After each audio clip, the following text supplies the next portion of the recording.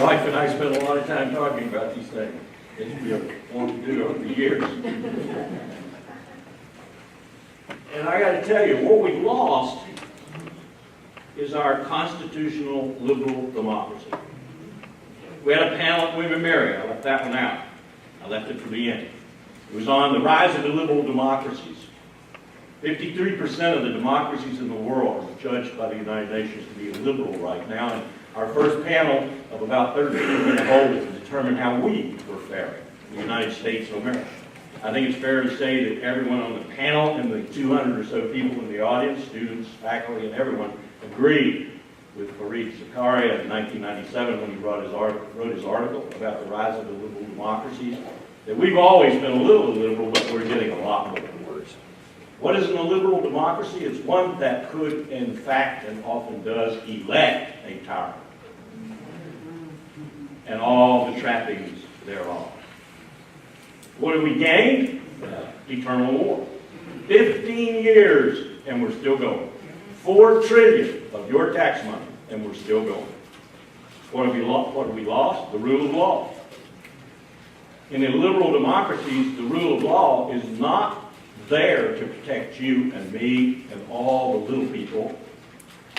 It's there to protect the wealth and power of the few, and it's manipulated therefore. It's there to judge that torture is not torture and to write legal opinions on it. It's there for an attorney general to stand up and say that due process, that constitutional due process, does not necessarily include legal process. Imagine what that kind of word means, what that kind of sentence means. What have we gained? A political circus and the trappings of tyranny. What have we lost? Our privacy. Oliver Stone makes that so clear in that movie, and I'll come back to what the shock on people's faces was in that theater. No one there knew that the National Security Agency, I think with me, is a military organization run by a 4-star admiral or general.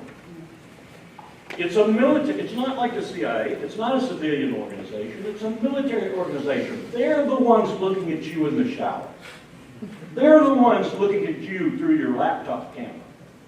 They're the ones listening to your cell phone. They collect my emails every day. If you email or telephone with any foreign country, you have just tripped the button that means you're not just data in a storage bin waiting to be looked at. You're being looked at. How many of you communicate with a foreigner? I mean, it's probably all of you. You're being looked at by a military organization. And you're being lied to, as is the Congress, by that organization.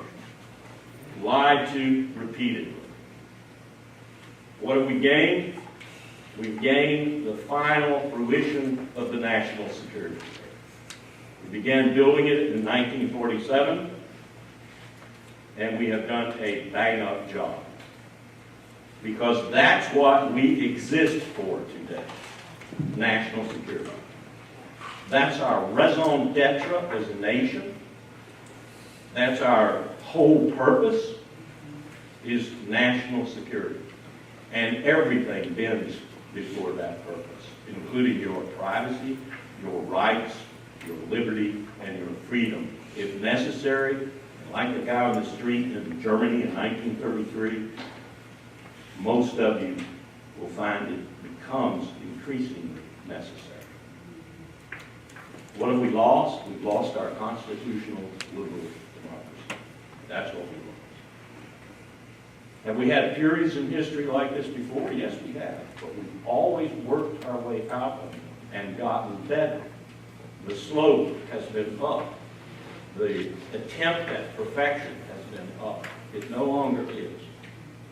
It is my view, considered view, as an academic, as a soldier for 31 years, and as a person who's lived in this world for 71 years, that we are in deep trouble. This republic is in deep trouble. Not just the fact, as Ron Paul pointed out, the real debt of this country, when you count unfunded liabilities and other things like that, is $240 trillion. $240 trillion. And the Fed is talking about this or that with regard to interest rates and so forth. And we're listening to Janet Yellen, we're listening to these people. Larry Summers on television this morning arguing about Janet Yellen's recent pronouncements. They're talking about microcosmic chicken feed. We are in serious trouble. The only reason the dollar has not collapsed completely is because no one else, even the Chinese, provides a refuge for money like we still do. But when the world decides we no longer are that refuge, the dollar will collapse overnight and we will get our comeuppance big time.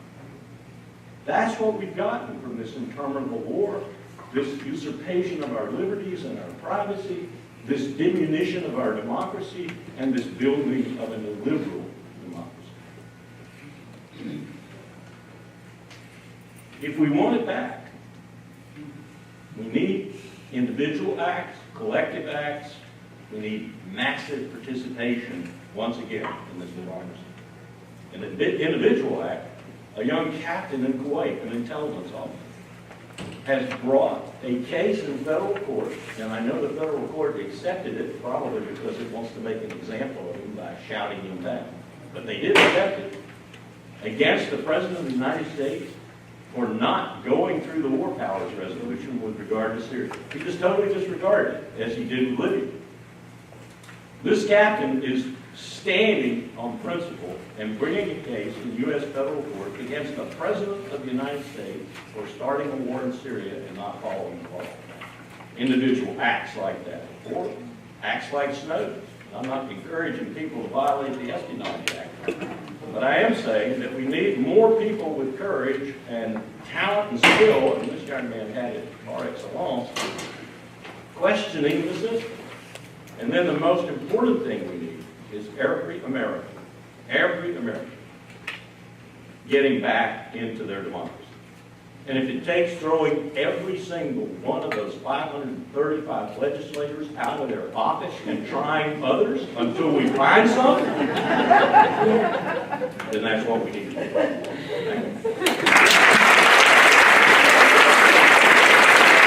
I'm going to throw just a couple questions at the panel, and then we'll go quickly around with final reflections on what we can do, and then we'll open the floor to all of you. In terms of questions, my first question is directed mostly at Hugh, but it could be for anyone, which is on the question of torture.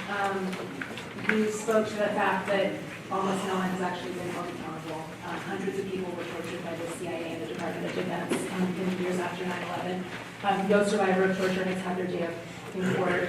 There have been no criminal investigations, and today a very large segment of the American electorate wants to elect a presidential candidate who wants to reinstate torture and who says waterboarding was not strong enough.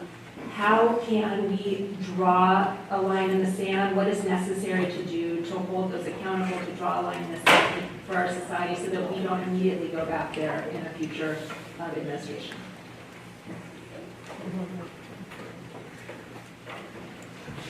I think that's all. I think that your accounting is accurate, and I think that part of what we need to do is just come to terms with what happened, and that's actually quite difficult. As I mentioned, it's hard to actually learn about what we did, who did it, and we need that. We need to look back, and I don't think we've adequately done that yet.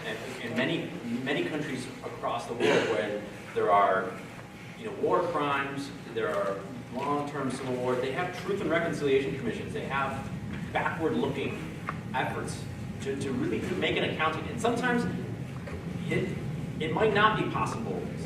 There might be barriers to holding people accountable, but just the accounting, I think, is an important step. We haven't grappled with that. Clearly, we need we need to reinforce the legal authority. I can't believe I have to say this, but right now it's basically an executive order. I mean, there are other things barring torture. There's the Uniform Code of Military Justice. There's international law. I think we could do with a congressional ban that simply it would be duplicative. I think it would be redundant. But we need something like that if we can get it. But we also just need to be very clear that not only are we not going to torture, we're not going to come close to torturing. We're not going to do anything that's arguably torture. And I think we need I think a lot of people need to stand up and say it's preposterous that that we're dabbling on the margins here, and we can't get near it.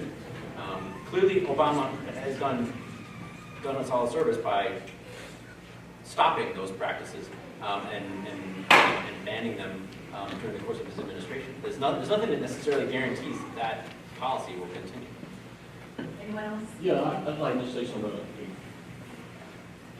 I've been in all 50 states in the last 5 years, and I can support this with my own anecdotal evidence, which is quite a lot.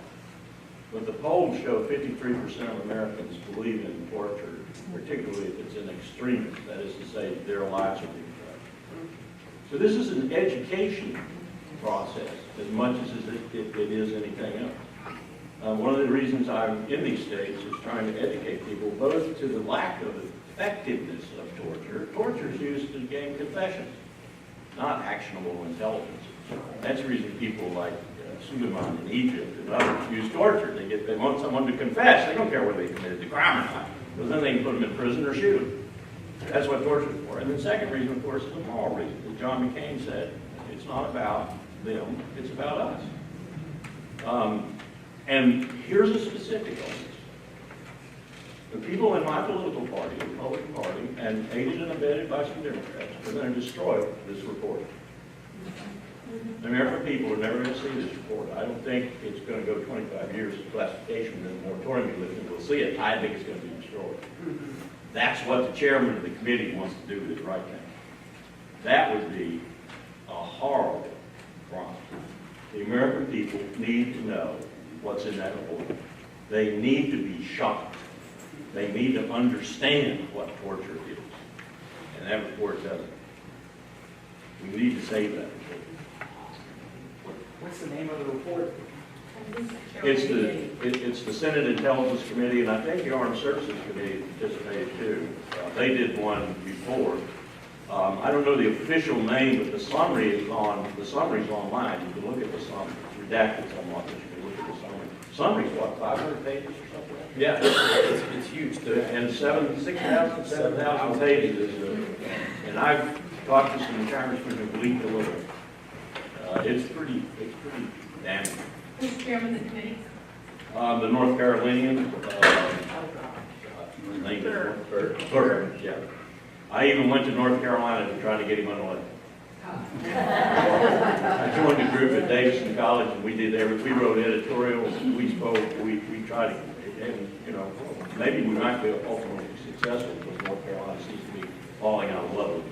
And there's an ex-ACLU attorney who's up against him right now, Deborah Ross. Wait, I'm going to do one more question, and then, do you have just a clarification point, sir? Yes. Okay. Last year, a book was published called Why Torture Doesn't Work. Mm-hmm. It is subtitled The Neuroscience of Interrogation. What the book shows is that torture disturbs the way in which you make and retrieve memories. Therefore, if your idea is to get information, it doesn't work. And it's a matter of neuroscience now. Thank you. That's one more question. There's another.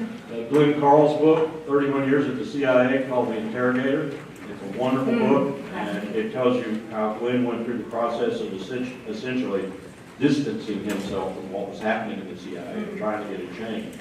But he was there. He was there at Hotel California. He was there at some of these secret prisons. Pretty brutal stuff. Thank you. Last question this is directed at Dr. Reed, although anyone is welcome to respond. Which is just thinking about your presentation, and I felt like it reminded me that we really have 3 wars in quotations underway now. We have the war on terror, which is primarily targeted at South Asians, people of Arab descent, communities of color. We also have the war on drugs, which obviously is resulting in the mass incarceration, vastly disproportionate numbers of African American and Latino community members. In addition, the 3rd war, of course, is the war on immigration, which is resulting in detentions, deportations. And I'm just wondering, you kind of gave us this feast of information. I'm wondering, why don't you ask you to reflect a little more for us in terms of how you see these wars as parallel, and does it suggest the importance of multiracial coalitions or communities talking to one another about their experiences, or how do you make connections between these different struggles, which are tied together? As you might have noticed in my presentation, I tried not to be too specific about any understanding of the links, even though I think they are. And the way I do it in lay terms, I talk about the war. I said that most people don't seem to understand that all policy decisions, all things we know, are battles of what I call the institutionalized thought structure. And I was going to talk more about that later. And people who want it are winning. And it'll take me a little 3-4 minutes to go into explain that. I was planning to do that on what should we do. And it's about how we win the battle of the institutionalized thought structure and understand that it exists. And I would argue that they are related in that there are certain principles that some people would call radical conservative or something that are winning the arguments because they understand better than other people that it's all a matter of determining what people, quote, know, or how we do things. And I know the Colonel knows all about that kind of stuff. That it's all that kind of stuff. And I'm going to look at it later. Yeah. Thank you. And incidentally, there's no one funding that to a greater extent than the Koch Institute and the Koch brothers. Billions of dollars.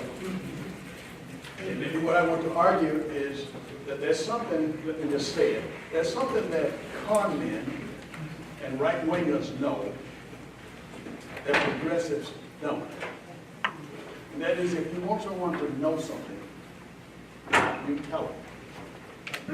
And you tell them. And you tell them again. And you tell them. But progressives have been telling me for 25 years, oh, Dr. Reed, I thought that people could figure these things out for themselves. Now, who's going to win that war? And that is what's happening. Friends, let's go around, if everyone could just share 1 or 2 final reflections on what can we do, what's the most important thing we can do, or what is the lowest hanging fruit, the most accomplishable, achievable thing we can do. Just go across the table. Thank you. All right, here's something that every single person in this room can achieve. Can everybody take out their phones? Thank you. And then in your phone, you can put in this number. 1-855-68-NO-WAR. And I forget what the numbers are. Oh, yeah, so it's right here. 1-855-68-NO-WAR. And that is a line that FCNL has rented. We bought 1-855-68-NO-WAR. No, it's 86. On your piece of paper. 1-855-686-6927. Okay. All right. So that number goes directly to the Capitol switchboard. So best to call Monday through Friday, business hours. And when you call that number, please call on Monday. Then it'll go to the Capitol switchboard, and you can tell them which senator or what congressional office you want to talk to.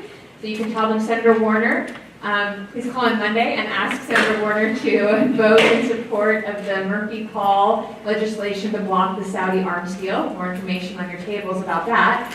So that's coming up this week, but more generally, I mean, as Colonel Wilkerson said, it's about getting people back into democracy. Democracy is not a spectator sport. We all have to be involved, and calling is a very easy, very painless way that, you know, these congressional offices, when somebody picks up the phone, they very rarely will ever think about arguing with any constituent who calls. It's important to keep calling if you're outraged about torture and mass incarceration and all these issues, then call, express that outrage, bring that outrage to, in a polite, respectful way, to congressional offices. They will count those calls, and that's one way to take back our democracy. Repeat the number, please. Okay, 1-855-686-6927. 6927. Okay. There you go. and ask for Senator Warner and say what? Ask for Senator Warner and ask him to support the Murphy-Hall bill to block the Saudi arms deal. Also on the flyer, yeah. Oh, okay, sorry. Go ahead.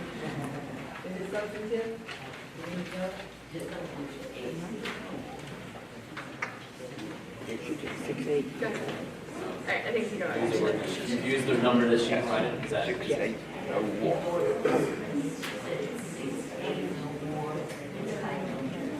Okay, so use the number that you just typed in your phone. Okay, sorry. Right. Wait, which one is it right?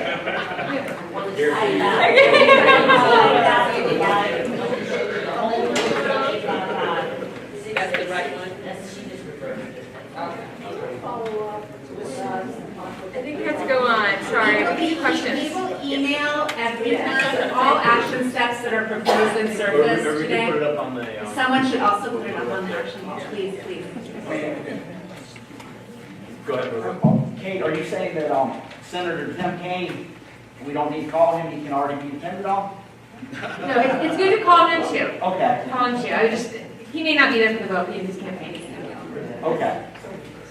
Okay, so I will highlight a couple things. One specific and one general. I'll talk a little later in the workshop about specific legislation on some of the issues that I raised. But while you have your phones out, I think it's worth using encryption. And it's not because you're trying to foil the government. As the Colonel said, very often, when you use your phone or you're on email, that information ends up getting collected. And I doubt that any of that information is worth collecting.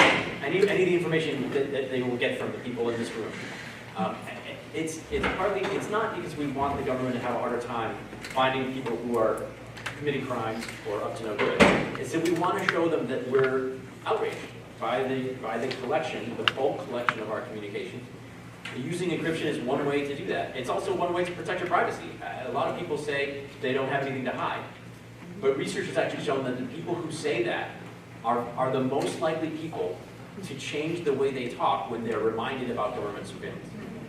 So research actually bears out that we're all chilled in our speech. We all change our speech when we know that the government's listening. And the people who say they don't have anything to hide are the ones who change their speech the most. So using encryption is one way to voice concerns about bulk collection of communications, and it's another way to protect your privacy. Another thing that I would say, and this goes to some of the more general concerns that have come up, is to try to reach out to neighbors. I'm not very good at this, but we used to be a closer knit country. And when we're closer knit, we feel other people's pain more. We feel other groups' pain more. We have greater empathy.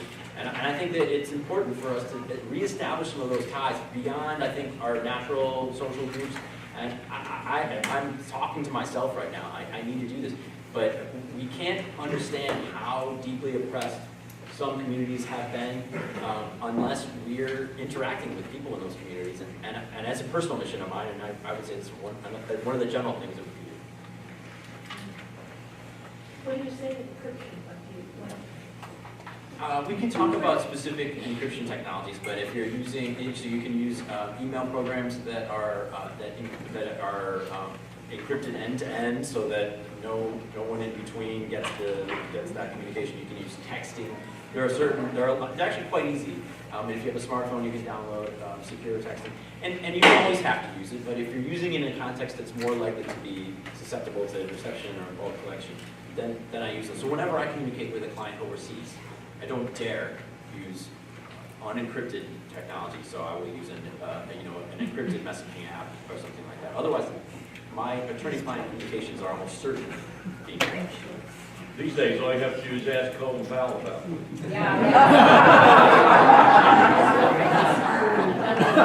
Sent me an email yesterday and I said, "Are you still emailing?"